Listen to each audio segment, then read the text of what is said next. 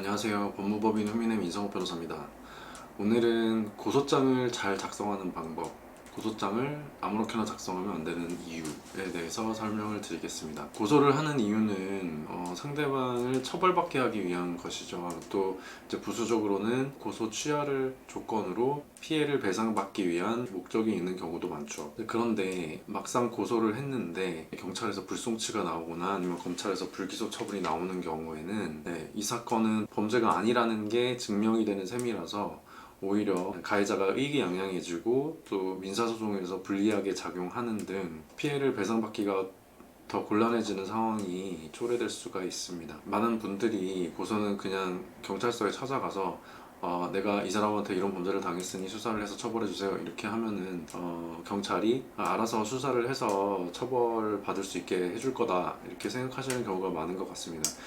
실제로 경찰서 민원센터에서 법률 상담을 해보면 아무것도 준비하지 않고 그냥 맨몸으로 경찰서에 찾아와서 그렇게 얘기를 하는 경우가 상당히 많고요. 또 경찰관이 고소장을 작성해서 제출하셔야 된다라고 하면 그 자리에서 이제 그냥 몇 줄 이렇게 써가지고 제출하시고 가시는 경우가 있습니다. 이렇게 해도 뭐 간단한 범죄, 예를 들어서 뭐 단순 폭행이나 절도 같은 사건의 경우에는 진행이 뭐 잘 될 수가 있습니다. 그런데 사실관계가 복잡하거나 법리적인 쟁점들이 있는, 예를 들어서 사기나 뭐 횡령 배임 같은 경제 범죄들 같은 경우에는 이렇게 고소를 했다가 불송치 결정이 나오는 경우가 상당히 많습니다. 그 이유는 생각보다 수사관 분들이 한 사건에 투입할 수 있는 시간과 노력이 한정되어 있기 때문인 게 좀 큰 것 같고요.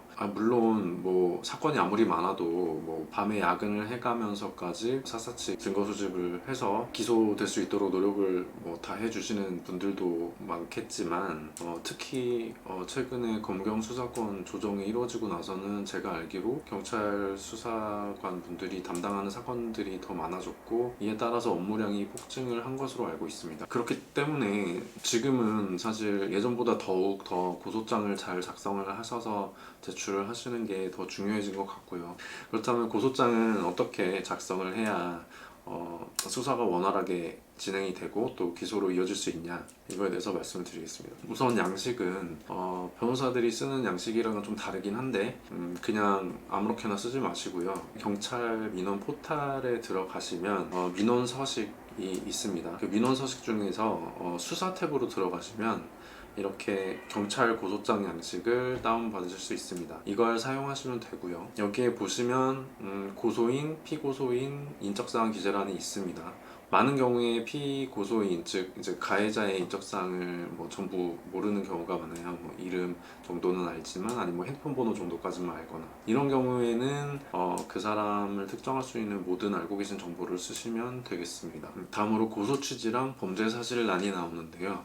고소 취지란에는 고소인은 피고소인으로부터 어떤 범죄를 당했으므로 처벌을 바랍니다, 뭐 이런 내용을 간략하게 쓰시면 됩니다. 뭐 죄명을 보통 고소 취지란에 쓰는데요. 만약에 죄명을 모르겠다, 내가 당한 범죄가 이제 일반적인 범죄가 아니다, 사실관계도 복잡해서 이게 어떤 죄가 성립하는지 모르겠다, 성립하는 범죄에 따라서 구성 요건이 다 달라집니다. 그렇기 때문에 이따 말씀드리는 이제 범죄 사실란에 들어가야 되는 내용도 달라져야 되고, 뭐 또한 정확한 죄명이 기재되어 있어야 뭐 수사관한테 좀 좋은 인상을 줄 수 있으므로 가급적 고소하는 죄명이 뭔지 좀 확인을 하시고 가시는 걸 추천드립니다. 다음으로 범죄 사실란인데요. 여기가 이제 가장 중요하겠죠. 여기에 들어가야 되는 내용은 범행 일시와 장소, 그리고 해당 범죄 구성 요건이 주된 내용이 되어야 합니다. 그 이외에 이제 부수적으로는 당사자들의 관계, 뭐 그 범행의 경위, 또 뭐 범행 이후의 사정 같은 것들이 추가로 들어가면 되는데요.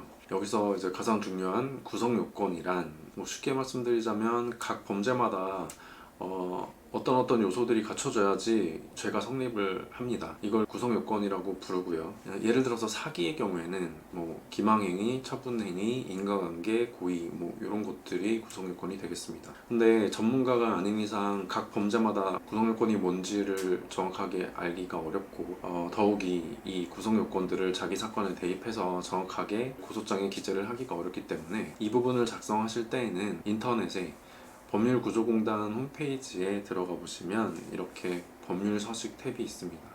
그 법률 서식으로 들어가셔서 서식 제목에 고소장이라고 치시면 각 범죄마다 예시 고소장 서식이 올라와 있습니다. 예를 들어서 사기죄의 고소장 서식을 한번 살펴보겠습니다. 보시다시피 1번 항목에 당사자의 관계가 간략하게 들어가 있고요. 2번에 일시 장소가 들어가 있죠. 그리고 3번 기망행위, 처분행위, 인과관계 이렇게 들어가 있고요. 4번에 범행 이후의 사정, 그리고 5번 결론 이렇게 나와 있습니다. 이렇게 아주 기본적인 사례를 예를 들어서 해당 범죄의 구성 요건들에 맞춰서 예시 서식을 제공하고 있으므로 이것을 참고하셔서 본인 사례에 맞게 기재를 하시면 되겠습니다. 법률구조공단에 웬만한 범죄들의 예시 서식이 다 올라와 있기 때문에 아마 다 찾으실 수 있을 거고요. 이런 내용들 이외에 내가 이 범행과 관련하여 뭔가 더 추가적으로 하고 싶은 얘기가 있다 하시면 뭐 고소장에 쓰셔도 무방하긴 합니다. 하지만 너무 장황하게 하소연식으로 뭐 이 사람이 얼마나 나쁜 놈이고 뭐 옛날에도 어땠고 뭐 내가 지금 요즘에 얼마나 힘들고 이런 내용을 이제 너무 장황하게 쓰시는 건 고소장의 핵심적인 내용들이 희석될 수 있기 때문에 좀 피하시는 게 좋겠습니다. 이제 다음으로 또 아주 중요한 내용이죠. 이제 갖고 계신 증거들을 첨부하셔야 되는데요. 고소장에 아무것도 없이 고소장만 제출하고 증거는 경찰에서 알아서 수집해달라 이러면 불송치가 나올 가능성이 높아집니다. 적어도 이 고소장을 받아보고 증거들을 수사관이 봤을 때 이거는 죄가 성립할 가능성이 상당히 있겠다 정도의 인상을 줄 수 있을 정도로 증거가 첨부가 되어야지 수사관 입장에서도 이제 수사를 좀 적극적으로 진행하고 또 추가 증거들을 수집할 의욕이 생기겠죠. 고소장에 첨부하실 증거는 앞서 말씀드린 각 범죄의 구성 요건들을 입증할 수 있는 자료가 증거가 되는데요. 예를 들어서 사기의 경우에는 그 거짓말을 하고 있는 녹취록이나 카톡이나 문자 같은 것들이 필요하겠고요. 내가 이 사람의 이러한 기망행위로 인해서 나의 재물이나 재산상 이익을 이렇게 처분을 하였다라는 걸 입증하기 위해서 계좌 이체 내역이나 아니면은 뭐 영수증 이런 것들을 준비해서 증거로 제출하셔야 되겠습니다. 필요한 증거들은 이 각 범죄의 구성 요건이 뭐냐에 따라서 다 달라지겠죠. 구성 요건과 아무런 상관이 없는 다른 자료들을 방대하게 첨부를 해서 제출하시는 것도 삼가하시는 게 좋겠습니다. 그렇게 되면 그러지 않아도 바쁘고 시간이 없는 수사관들이 그것들을 다 살펴보면서 그러면서 이제 힘이 떨어지겠죠. 이렇게 말씀드린 대로 고소장을 어느 정도 잘 작성을 하시고 핵심적인 증거들을 잘 준비를 하셔서 제출하셨다. 그러면 경찰에서도 아마 잘 수사를 진행을 해서 검찰에 송치를 해줄 것입니다. 잘 고소를 했는데도 불송치 결정이 나오면 이제 거기서는 이제 이의 신청을 해서 바로 잡아야 되는데 변호사의 도움을 받으시는 게 좋겠고요. 따로 말씀드리도록 하겠습니다. 이상 오늘 고소장을 잘 쓰는 방법에 대해서 말씀을 드렸고요. 도움이 되셨기를 바라고 고소장을 잘 접수하셔서 피해를 회복하실 수 있기를 바라겠습니다. 감사합니다.